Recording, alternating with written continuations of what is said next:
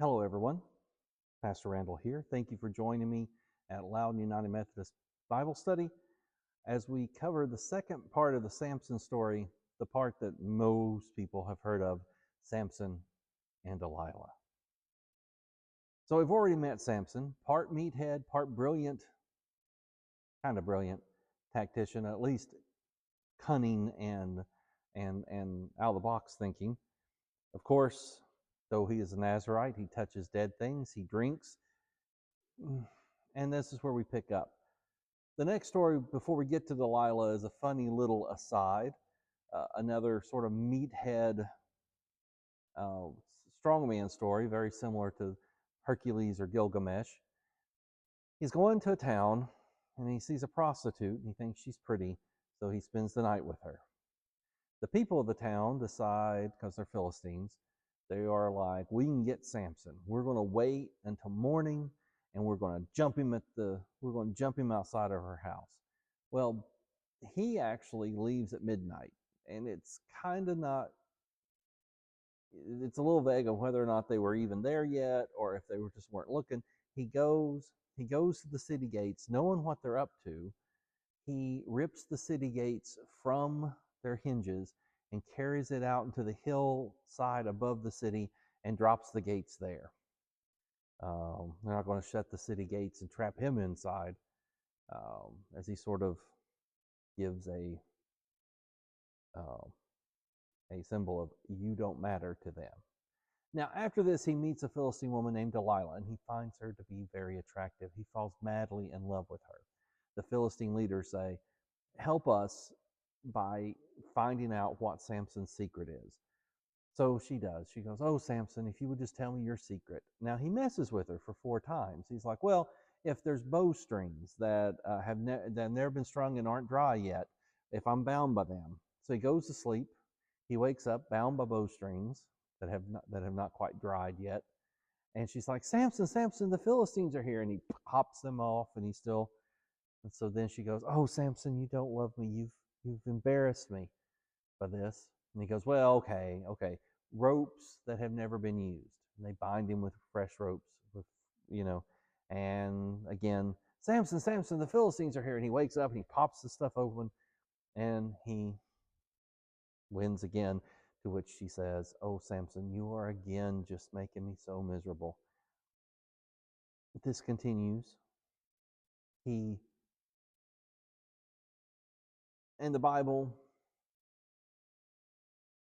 in a phrase I'm not proud of, translated multiple ways across different translations, but the Hebrew basically is she nags him to the point where he would rather keep her happy than himself safe. At this point in the Bible, until we get to the Psalms and until we get to some of the later writings, there's not a whole lot of psychology going on. There's not a whole lot of insight. You've noticed this already with Jacob and with Abraham. These are kind of blank slates. We're told what they did. We're not really told what they were thinking or feeling when they did it. Samson finally tells her, it's my hair. I was a Nazarite from birth. As long as a razor doesn't touch my head, I'm okay. He falls asleep in her lap. She has his head shaved. Samson, Samson, the Philistines are here. And he wakes up and he can't move. He is taken. He is blinded. And he is put to work grinding corn.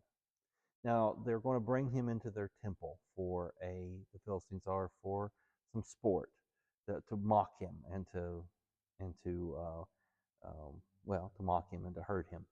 Now, the Bible actually tells us 2 stories. One, that his hair is starting to grow. That is just a little line there.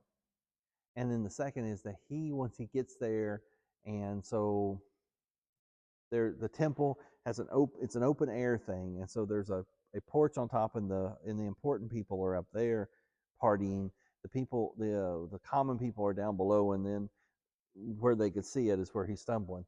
He asks the person leading him to put him near the support pillars, the 2 kind of like keystone pillars, if you will, that are holding everything up. And he prays to God, give me strength one more time, and as I die, I'll take vengeance.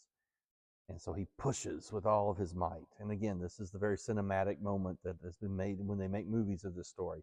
Everybody loves, which of course with those pillars falling, the roof falls in on everybody, killing the people who are upstairs because they fall, and of course crushing the people down below and Samson himself.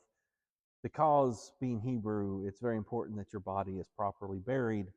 The story adds, and his body was retrieved by his family and buried because this is important. So we get Samson, a man undone by his own arrogance, undone by his own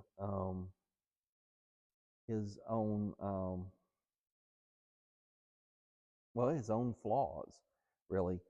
A story that is both one of great success, and he's kind of a superhero, but he's also kind of a cautionary tale for young men, especially, of course.